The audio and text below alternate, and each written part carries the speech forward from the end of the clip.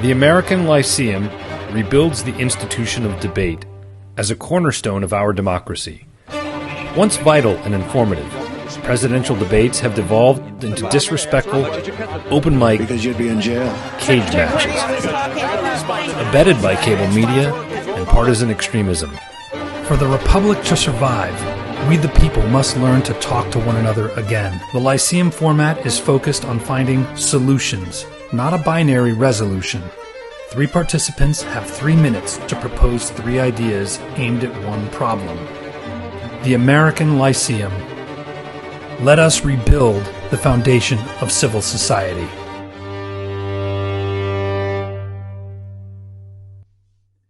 Today's Lyceum debate answers the question, what economic reforms can save U.S. democracy? We have 3 participants who will each speak with a 3-minute opening statement, followed up by 2 minutes of questions from the other participants and a 2-minute closing statement. The first participant is Bob Litan. He's the co-founder of the American Lyceum and author of multiple books, including Trillion Dollar Economists and Good Capitalism, Bad Capitalism. The second participant is Allison Schrager, senior fellow at the Manhattan Institute, also a PhD economist, and author of the recent An Economist Walks into a Brothel. And then lastly, myself, Tim Kane, author of the recent The Immigrant Superpower and co-founder of the American Lyceum. Let's talk, listen, and learn together. We'll start with Bob Litan. So democracy's in trouble, and we're here to debate whether there are any ideas from the 3 that each of us are going to present that can help save democracy. And what do we mean by democracy being in trouble? It means that there is a loss of faith by a significant share of the electorate in the rule of law. It's reflected in a loss of faith in the Supreme Court. There's a loss of faith in voting systems, which determine essentially how we are governed by majority rule. And there's a disturbing fraction of our population that's, at least according to public opinion polls, willing to resort to violence rather than democratic means. These are problems that cannot be addressed, in my view, by economic reforms directly. However, indirectly, if we can find ways to get people, or more people, to believe in what I call the overall system, and the system being measured in terms of the economic benefits that people widely receive, if more people have a faith in the system, they're indirectly more likely to have faith in democracy without addressing each of these things that I addressed. So what are these 3 ideas? 1 is wage insurance, 2 is lifetime training accounts, and 3 are baby bonds. Let's take wage insurance. One of the things we've seen over the last several decades is that when people lose their jobs, they suffer a loss in income when they have to take a new job. Wage insurance would have the government pick up a share of that loss so that people would not feel they're losing so much if they have to take a new job. So by addressing anxiety and fear, that's one way to give people more confidence in the system. Second, if you're going to prosper in the next century, whatever age you are, you're going to have to constantly upgrade your skills. President Clinton famously called this, you earn what you learn. The government can help with this by giving people access to what I call lifetime training accounts. Training accounts will allow you to borrow with a requirement that you pay back as a percentage of your income only if your income crosses a certain threshold. So this will give you incentives and the financial ability to constantly upgrade your skills and essentially be part of the winner's circle and feel like you're benefiting of the American dream. And finally, we're all subject to what I call the birth lottery. Who you're born to and where you're born make a big difference in how successful you're going to be in your life. And there are a lot of people that are born in the wrong zip code, or they're born to parents that are low income. One way we can help rectify some of the inequalities is giving people what are called baby bonds, an idea that's been suggested by Senator Booker and others, where you would get $1,000 once you're born and then have that amount added to over time if your parents are low income. So that by the time you're 18, you could have as much as $50,000 and have a stake in the American dream. So with more people having that stake, I think more people will have a faith in the democratic process that produces the results from the policies that I've just identified. Bob, I like your presentation. Here's the problem, and you know this coming from me. I'm a relatively conservative economist.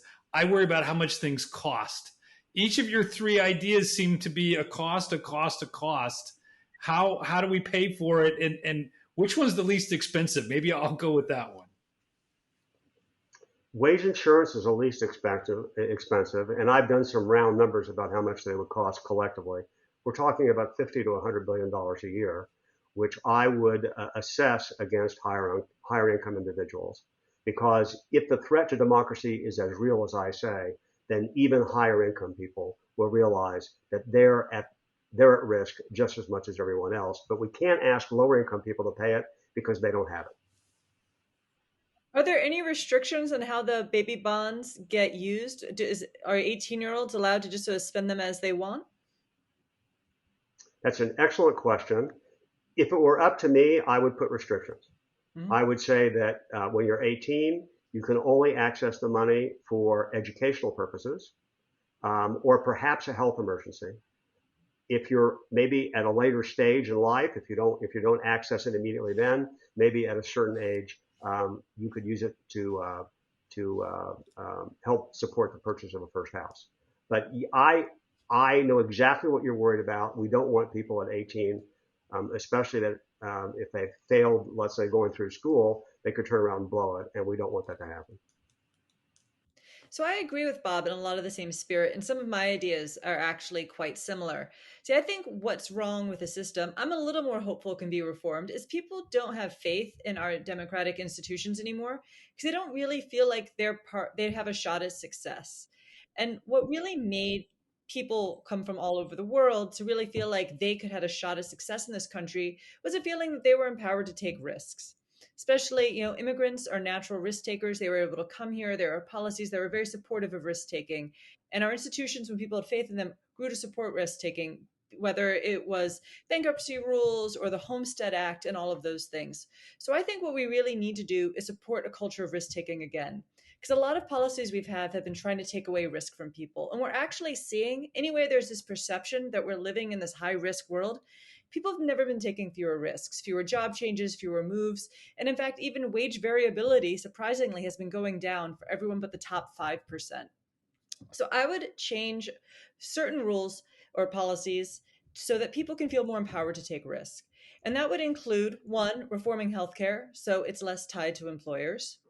Two, I would also do wage insurance, but a little differently than Bob. I would call it more, instead of permanent wage shocks, transitory wage shocks, so people can take more variable income jobs. And three, reforming licensing rules, or maybe perhaps federalizing them so people can be more free to move across state boundaries and start businesses. So when I say reform healthcare, I mean, ideally, we would separate the employer tax deduction, and that would change the market. That might not be realistic. So as a way to start that, I would allow platforms like Uber, Lyft, TaskRabbit to be able to offer wage insurance to their contractors and be given a safe harbor. So that doesn't necessarily mean they could be sued to be employers. That way, people can have multiple jobs, maybe work on a platform, and have a means to get health insurance. Another thing I would do is transitory wage insurance, which is if you maybe you're working for yourself, your income might not be as stable. And that might put a lot of people off from, especially if they have families and a lot of expenses. So what they could do is pool together and sort of, if they have an income shock, maybe even like a health event that prevents them from working for a little bit, means they could pool together and smooth out those wage shocks. Obviously, there'd have to be restrictions to stop moral hazard and adverse selection, all those other things in insurance, but I think it could be done. And then finally, there's a lot of reasons why people aren't able to move as much as they should. A lot of it is zoning that makes housing more expensive. That would be another thing if I could add a fourth. But also that if you want to say start, a haircutting business and you're living in one state and you want to move to another, you might have to get retrained. So we should standardize or maybe even perhaps federalize licensing so people can be more empowered to move and everyone can take more risks. So Allison, I'm going to ask you a question I should have asked myself, which is, how do you see the politics evolving to generate the kind of public support for the ideas that both you and I have addressed, which are somewhat compatible with each other? Well, I think the way we have to do this is emphasize that these are actually very progressive policies. Like I think everyone wants I send the best motives to both sides. And I think we often don't see that. And so, we look at Republican solutions that are more about ownership and individual responsibility, and think they're being heartless about the poor. But I think we need to be clear is that we're actually giving sort of low income people also a shot, but also giving them protections. And I think a lot of our solutions were very similar in that way. I was actually largely inspired by your wage insurance idea to think about how we use that idea creatively for other areas of risk in the economy. So, Allison, my question for you is this idea of federalizing. That's one of my favorite words because I'm a federalist and I think states need to be independent. The 10th Amendment still matters. How does this not get abused to where 20 years in the future, there's somebody at the Labor Department that says, in every state, every plumber has to take our 5,000 word exam and pay a bunch of, how do we stop that? Well, I mean, we also already have abuse at the state level. In fact, even more so because you have less eyes on these things. In fact, if someone passes a terrible licensing law in North Dakota, I mean, who's going to notice? But you do it on a federal level. In some ways, it actually improves accountability. So, yeah, we all agree when you see the Capitol assaulted, not just in Washington, D.C., but in various states have seen their capitals assaulted going back 4 or 5 years. The violence is out of control. I do think economic issues are at the heart of what's happening with the breakdown in American democracy. So we can fix it. We economists can fix this problem. Now, the number one issue that I've sensed, I grew up relatively poor. I've done well since then. But, raising 4 kids, trying to teach them work ethic, I think there's an erosion in the work ethic that bothers me. But I think a lot of these things come back to the tax code. And that's where I would start. Because everyone I talk to in my old neighborhood, they don't think they're getting a fair deal. They think somebody else is, the rich are getting their deductions. And these lazy people don't pay any tax at all.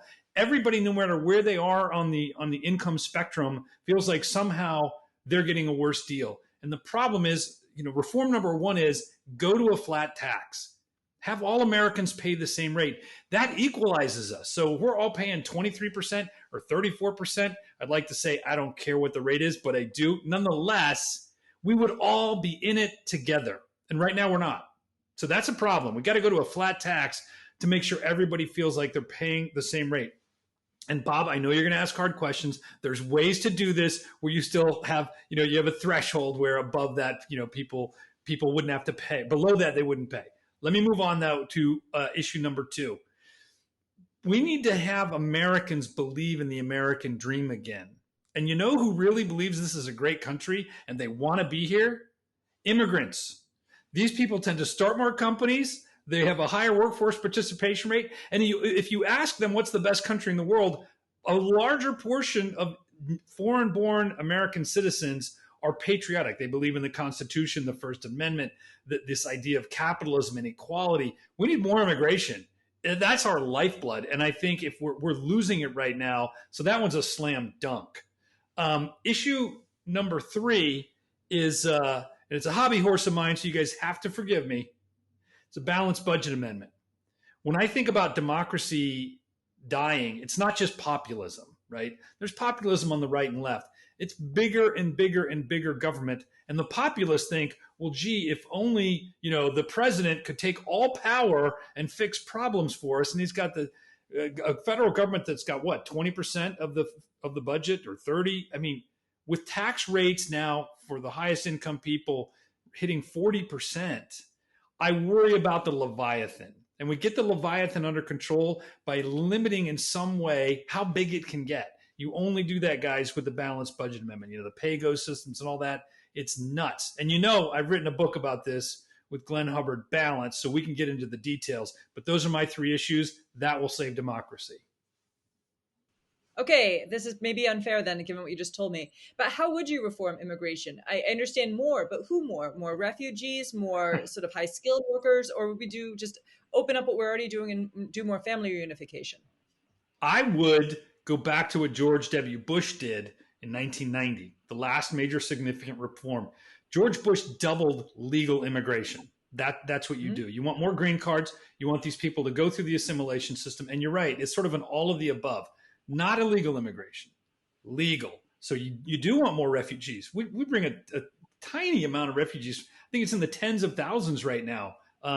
That's ridiculous. These are some of the most patriotic people. But yeah, family reunification, ramp up the numbers.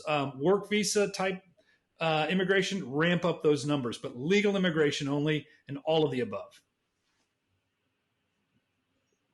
So I'll follow along with immigration, although you've given us food for thought on three fronts. Um, a lot of the people that have lost faith in democracy are people who are opposed to immigration. They think that we're losing our country. I mean, that was, largely explains the rise of Trump. So how do you overcome that problem? I mean, by the way, I am for you, just to be clear, as a policy matter for immigration, but how does that fix democracy? Well, good question, Bob. I think anybody that has spoken to an immigrant, it's just a matter of exposure. You can feel the love of this country come out of them. They made a positive choice to be here. But you're right. When I look back at the 4 periods of immigration in U.S. history, and this comes from my latest book, The Immigrant Superpower. I feel like I'm on the Tim Kane book show here. But there was only one period where Americans turned against it, and it was in 1921, 1924, after a global pandemic. So I really worry about that. There's always been that undercurrent of people fearing that immigrants steal jobs, which the three of us know they don't. Why do I think this would save democracy to increase it? Because, Bob, I actually disagree with your premise. We're not like 1921. The opinion polling I've done and that Gallup's done has seen a rapid increase in the people that think more immigration's okay. That's true of Democrats. It's true of Republicans. It's true of independents. The fringes have gotten control of the political process, but the people themselves know that legal immigration is really good. So I think this has a really high prospect of passing and saving us. So as economists here, we all share the same kind of training, and we have similar views, at least on economic matters, but not in all respects. So, for example, I'm not sure a balanced budget amendment is a good idea. I think it would constrain government at a time during recessions when I think we would benefit from having stimulus. On the issue of having a flat tax, I understand, Tim, your argument. There's an argument about fairness. And what we've all, I think, all agreed on is that people are not going to have more faith in democracy unless they all feel like the system is fair and gives everybody a shot at realizing realizing the benefits of all their talents. And your point about the tax system is that people do not think the system is fair, and that's certainly true. It's been true for probably 30 or 40 years. So it is possible, I will grant you, to design a tax system with a very large exemption, where if everybody knew that Warren Buffett and Bill Gates was paying 15 or 20%, they may feel better than they do now when they know that, let's say Bezos or some other rich people aren't paying anything. So I will grant you that it's possible. But when we get to the other subjects that, for example, that Alice and I have talked about, which are to basically enhance risk taking and also make people feel better about taking risks, which is something that I think the proposals that Allison and I talked about share.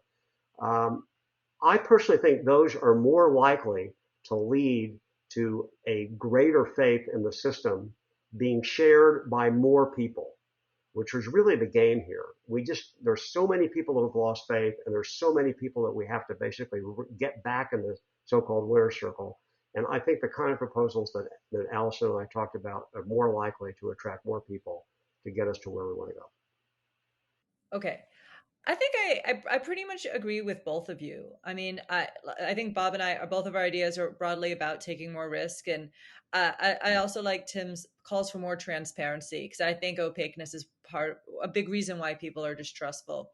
But I do think maybe everyone else is wrong, because one thing that really does trouble me is that in the last couple of decades, I think there's been a big push to remove risk from our economy, particularly the most vulnerable.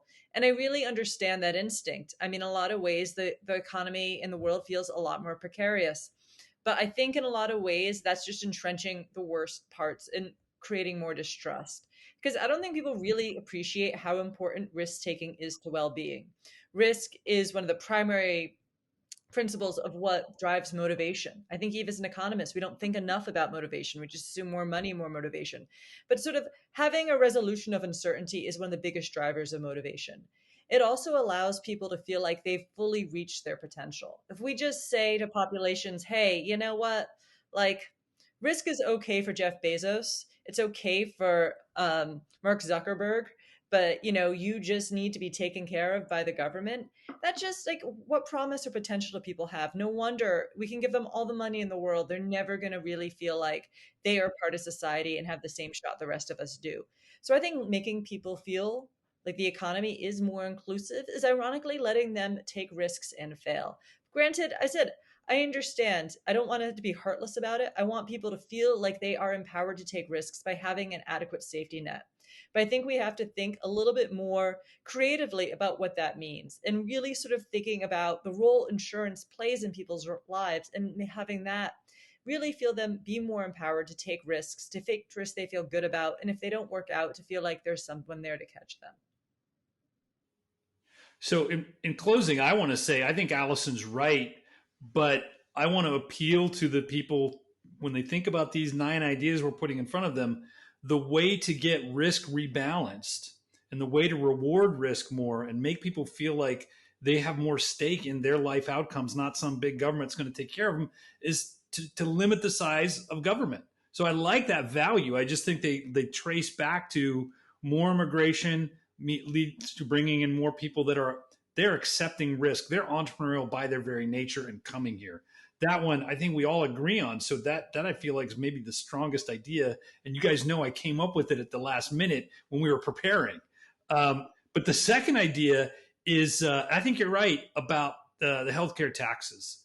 The way those are treated now are very perverse, create huge incentives. But the flat tax is the overarching way to get real reform and to see which sort of deductions we need to get rid of and simplify the tax code. It's something we're all hungry for, and it comes back to that risk profile. As much as I like some of the ideas you guys have talked about, the wage insurance in particular, I disagree. I think we need to just spend less. And so I don't want new programs. I think it's a steady state $1 trillion deficit every year. So something's going to have to give. And it's probably not a good time as we're heading into a recession and a hyperinflationary environment. The Fed's going to have to raise interest rates. Suddenly the Congress is going to have to pay for stuff instead of just asking the Fed to print more money, which is essentially what's happening. So we're going to have to do less. And I just don't think anything where there's more spending is going to work. And I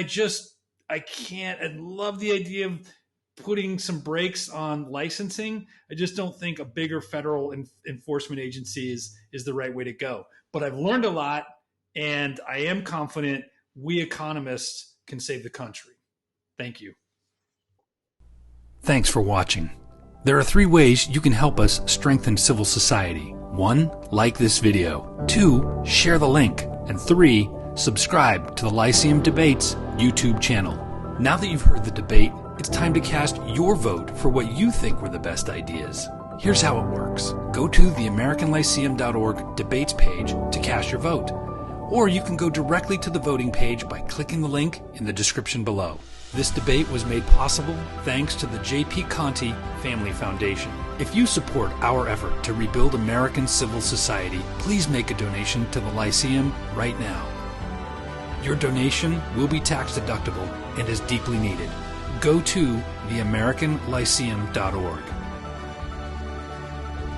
Thanks again to all the Lyceum donors who are rebuilding American civil society.